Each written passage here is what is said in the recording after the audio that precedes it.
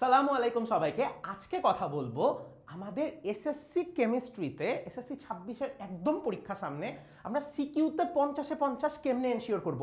এই এক ভিডিওতে আমাদের শর্ট কোশ্চেন এবং সিকিউ কিভাবে অ্যান্সার করব, কয় পেজ অ্যান্সার করব, কোন কোশ্চেন আসলে কিভাবে অ্যান্সার করবো, এই সবগুলা জিনিস আমি একটা সামারাইজ করে তোমাদেরকে বলার চেষ্টা করব, যেন এই ভিডিও ট্যাকটিকগুলো অ্যাপ্লাই করলে তুমি কেমিস্ট্রিতে তোমার যে সিকিউ অথবা রিটেন যে পার্টটা আছে তুমি সেটা ইনশাল্লাহ 50-এ 50 তুলতে পারবে।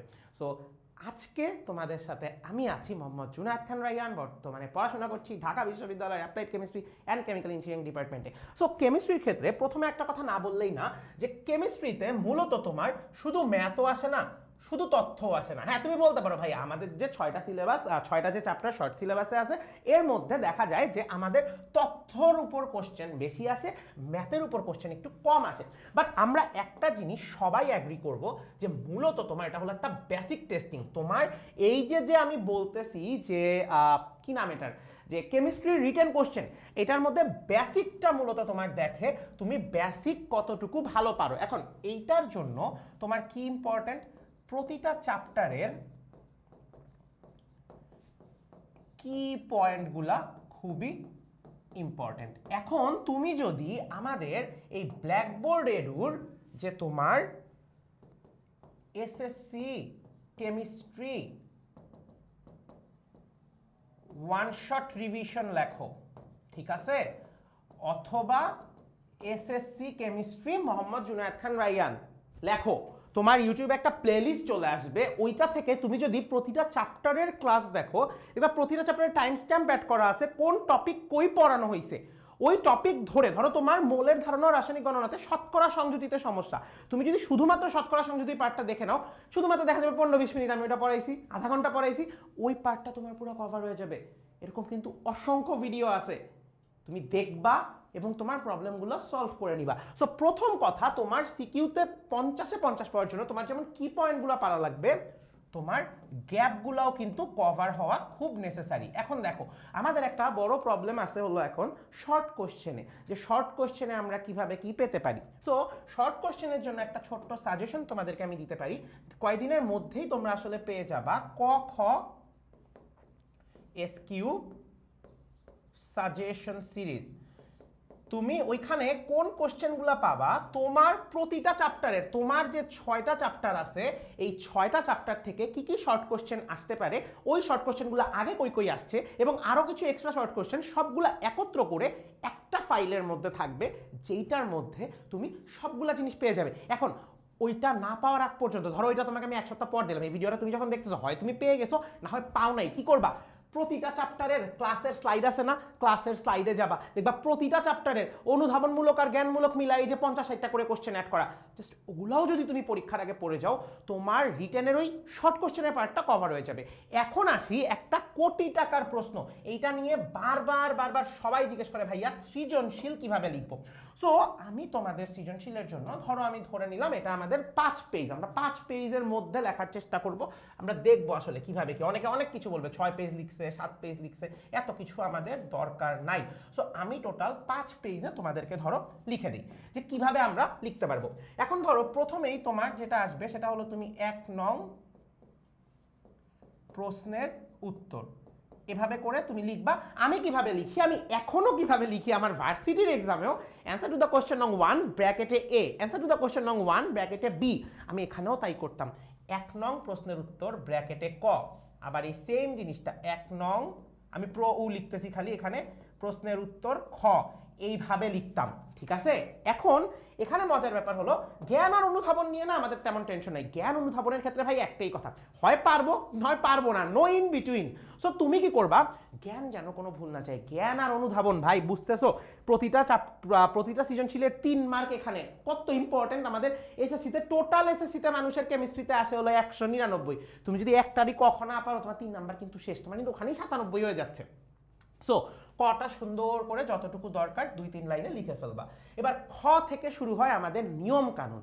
ধরো খতে তোমাকে এখন জিজ্ঞেস করছে জারণ বিজারণ বিক্রিয়া কাকে বলে। সো তুমি কি করবা, ফার্স্ট একটা জ্ঞানমূলক লাইন লিখবা এখানে, এরপর প্যারা, নতুন প্যারা শুরু করবা এবং নতুন প্যারা শুরু করে এইখানে তুমি পুরো উত্তরটা লিখবা। জেনারেলি আমি ক আর খ এক পেজে লেখা প্রেফার করি। কটা ধরো পেজের কত 4 ভাগের 1 ভাগ এটা তোমার কভার করে, আর বাকি যে 4 ভাগের 3 ভাগ সেটা তুমি খ নাম্বারে কভার করবা ভাইয়া। এখন আমি আর 1 নম্বর প্রশ্নের উত্তর গ লিখলাম না, আমি জাস্ট গ লিখতেছি, ঠিক আছে, আমি জাস্ট গ লিখতেছি। এখন ধরো ভাইয়া আমি ম্যাথমেটিক্যাল কোশ্চেনে পরে আসতেছি। ধরো তোমার কাছে বলা আছে যে ক আর খ এর জন্য নিয়ম কিন্তু সব সেম। এখন গতে ধরো তোমাকে বলা আছে জারণ বিজারণ বিক্রিয়া ব্যাখ্যা করতে বলছে 7 নাম্বার থেকে। কেমনে লিখবা?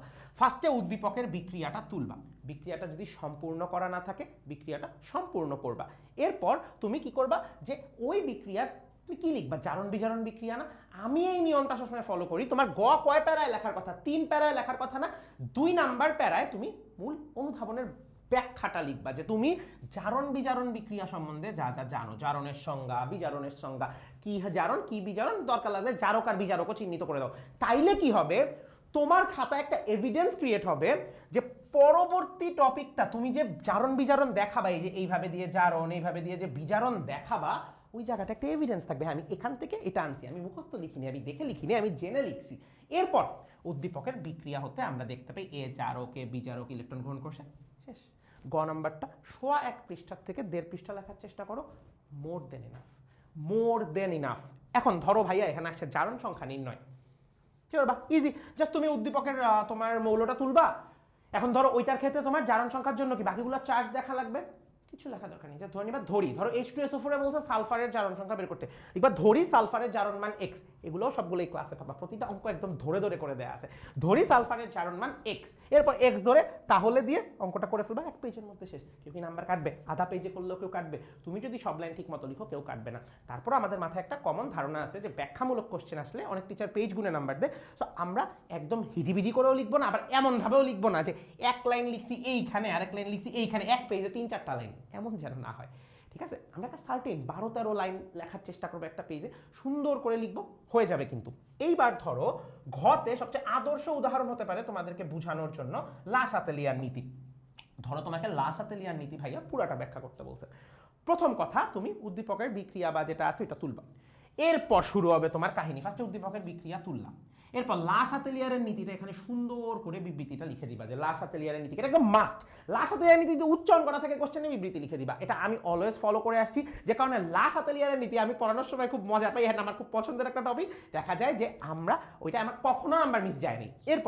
এরপর তোমার উদ্দীপকের বিক্রিয়া সাম্যাবস্থার উপর, দেখো সাম্যাবস্থার উপর তাপের প্রভাব, একটা পয়েন্ট করবা, বক্স করবা না আর কি, একটা দাগ দিবা আর কি। ধরো আমি অন্য একটা কালি দেই, ধরো তুমি নীল কালি ইউজ করতেছো, আমি নীল কালি ইউজ করতাম, ধরো নীল কালি দিয়ে লিখলা সাম্যাবস্থার উপর তাপের প্রভাব। এখন এইটা লিখে তুমি সাম্যাবস্থার উপর তাপের প্রভাব কেন কি ব্যাখ্যা করলাম, ধরো 4-5 লাইন 6 লাইনে ব্যাখ্যা করলাম।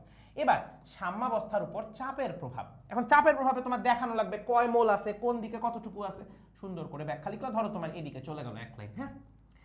এরপর তুমি লিখলা কি সাম্যাবস্থার উপর ঘনমাত্রার প্রভাব, এটা তো খুব ইজি, এটা 2-3 লাইনে লিখে ফেলা যায়, সো 2-3 লাইন লিখলা।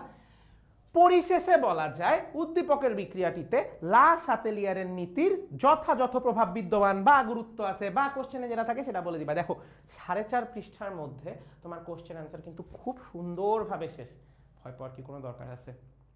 এই নিয়মটা মেনে চলো, তোমার ব্যাখ্যামূলক কোশ্চেন আসলে এভাবে। আর যদি ম্যাথমেটিক্যাল কোশ্চেন আসে, ধরো অধ্যায় 6 থেকে কোনো ম্যাথমেটিক্যাল কোশ্চেন আছে, আমার জাস্ট একটা সাজেশন, তুমি যাই লিখতেছো না কেন, যেই সূত্রই বসাচ্ছ না কেন, সূত্রের প্রতিটা জিনিস যেন তোমার খাতায় ডিফাইন্ড থাকে, সূত্রের প্রতিটা জিনিস যেন তোমার খাতায় ডিফাইন্ড থাকে, যে তুমি আসলে ওই সূত্রটা কোথায় ব্যবহার করতেছো, এবং ওই সূত্রটার সবগুলা জিনিস যেন তোমার কাছে লেখা থাকে। যে তুমি ধরো n = v/22.4, কেন 22.4 নিচে বসাইছো, এই জিনিসটা যেন তোমার ওখানে লেখা থাকে।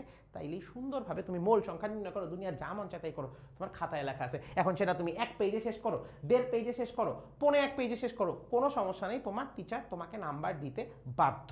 সো এই নিয়মগুলা যদি তুমি মেনে চলো, এতগুলা কথা বললাম, তোমার কেমিস্ট্রি রিটেনে 50-এ 50 কেউ আটকাতে পারবে না, এটা আমি লিখে দিতে পারি।